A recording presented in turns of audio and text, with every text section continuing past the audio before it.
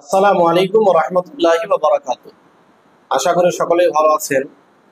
তালাক সম্পর্কে একটি খুবই জরুরি বিষয় আপনাদের সামনে নিয়ে উপস্থিত হলাম। বিষয়টি হলো, আজকাল প্রায় জায়গায় দেখা যাচ্ছে যে স্ত্রী নিজে কোর্টে গিয়ে স্বামীকে তালাক দিয়ে দেয়, মানে ডিভোর্স পেপার এর মাধ্যমে সে তালাক নিয়ে নেয়।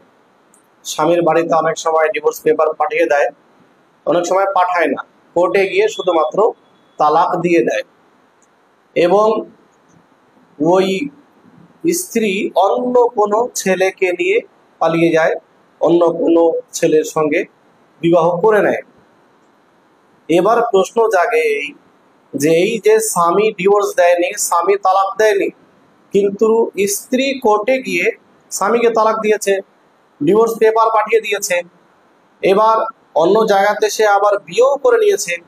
তো এই প্রথমত ডিভোর্স হবে কিনা, তালাক হবে কিনা, আর ওই মহিলা যে দ্বিতীয় জায়গাতে গিয়ে বিয়ে করলো, তো এই বিয়ে তার হবে কিনা। এ প্রসঙ্গে মনে রাখতে হবে যে ইসলাম ধর্ম তালাক দেওয়ার অধিকার শুধুমাত্র পুরুষকে দিয়েছে, অর্থাৎ স্বামীকে দিয়েছে। স্বামী যদি তালাক দেয় তাহলে তালাক হবে, অন্যথায় তালাক হবে না।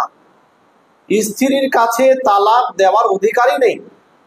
তো যখন স্ত্রীর কাছে তালাক দেওয়ার অধিকারই নেই, সে যদি কোর্টে গিয়ে বা অন্য কোনো জায়গাতে গিয়ে স্বামীকে তালাক দিয়ে দেয়, তো শরীয়ত মতে এই তালাক গ্রহণযোগ্য হবে না, এতে তালাক পড়বে না। এ প্রসঙ্গে মহান আল্লাহ পাক পবিত্র কোরআন শরীফের মধ্যে বলেছেন, বিয়াদিহি উকদাতুন নিকাহ, সূরা বাকারা আয়াত নম্বর 237 এর মধ্যে আল্লাহ পাক বলেন, স্বামীর হাতে রয়েছে বিবাহের বন্ধন। এই যে বিবাহ বন্ধন, এটা স্বামীর হাতে রয়েছে। যদি সে চায় তাহলে শেষ করতে পারে, অন্যথায় এটা শেষ হবে না। নবী সাল্লাল্লাহু আলাইহি ওয়াসাল্লাম পবিত্র হাদিস শরীফের মধ্যে বলেন, ইবনে মাজাহ শরীফ হাদিস নাম্বার 2081 এর মধ্যে, ইন্নামাত তালাকু লিমান আখাযা বিসাক, অর্থাৎ তালাক দেওয়ার অধিকার হলো স্বামীর।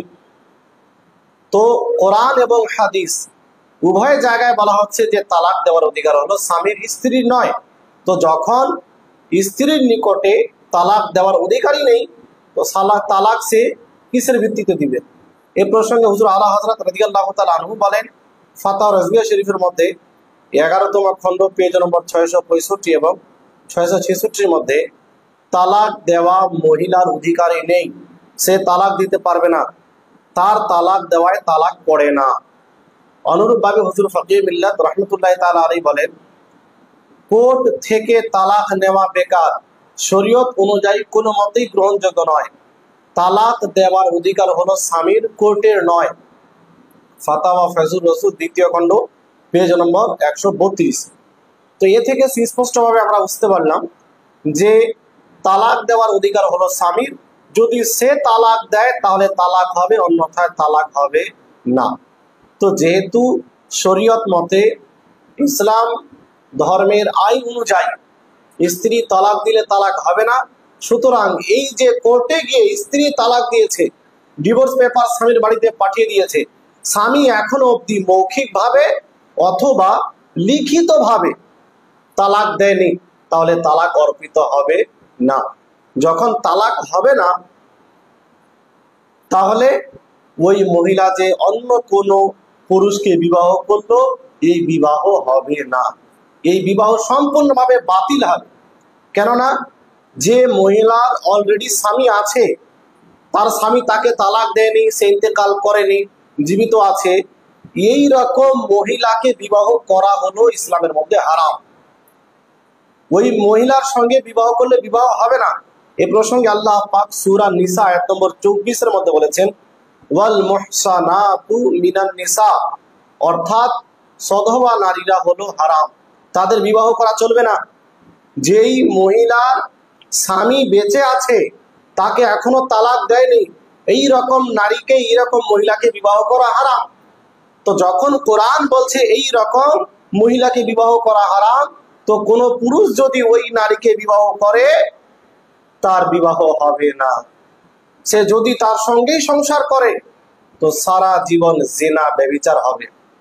এজন্য এটা একটি মারাত্মক ভুল হচ্ছে। অনেক জায়গাতে দেখা যাচ্ছে যে স্বামীকে ডিভোর্স দিয়ে পালিয়ে গেল, অন্য ছেলেকে বিয়ে করে নিল, তার সঙ্গে সংসার করছে, বাচ্চা কাচ্চা হচ্ছে।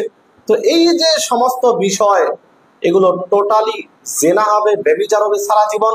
যেমন বিয়ে না করে যদি কোনো পরপুরুষের সঙ্গে থাকে, যেমন জেনা ব্যভিচার হবে, ঠিক একইভাবে এই দ্বিতীয় স্বামী, যাকে সে নিজের মতো করে স্বামী মেনে নিয়েছে, শরীয়ত একে স্বামী হিসেবে মেনে নেয়নি।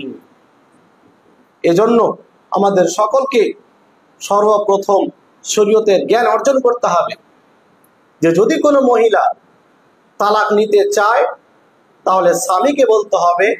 যদি সে স্বামীর সঙ্গে কোনো মতেই থাকার ইচ্ছা না রাখে, কোনোভাবেই যদি সম্ভব না হয়, তাহলে স্বামীকে বলে সে তালাক নেবে।